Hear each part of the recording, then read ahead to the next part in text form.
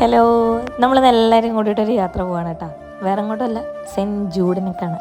മരുത് മൂട് മാത്രം കാണുന്നില്ല, വാവാസിനെ കാണാൻ പറ്റുന്നുണ്ട്.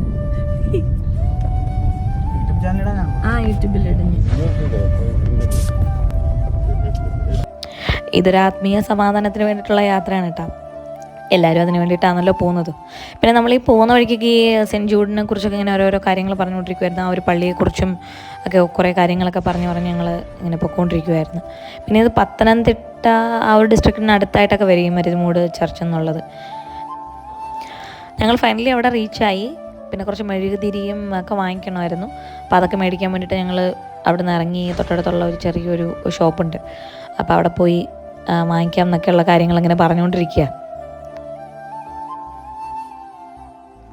അങ്ങനെ ഞങ്ങൾ മെഴുകുതിരിയൊക്കെ വാങ്ങിച്ചോട്ട് പ്രാർത്ഥിക്കാൻ വേണ്ടിയിട്ട് പോയി. പക്ഷേ ഇതിനിടയ്ക്ക് എൻ്റെ മൊബൈലൊന്ന് താഴെ വീണിട്ടുണ്ടായിരുന്നേ.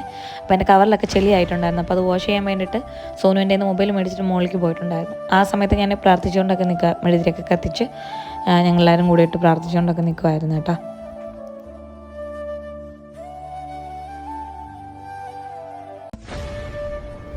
ഫൈനലി എൻ്റെ മൊബൈൽ അങ്ങനെ ശരിയായിട്ടുണ്ട്.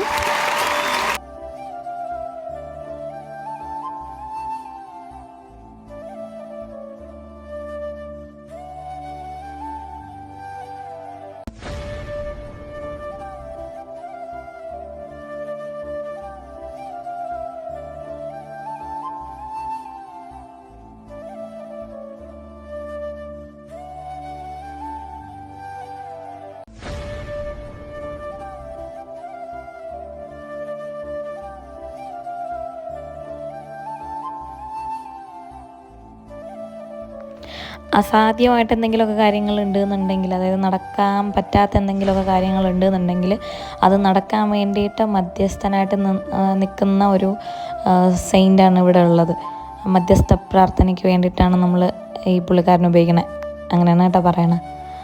നല്ലൊരു യാത്രയായിരുന്നു ഇത് കേട്ടോ.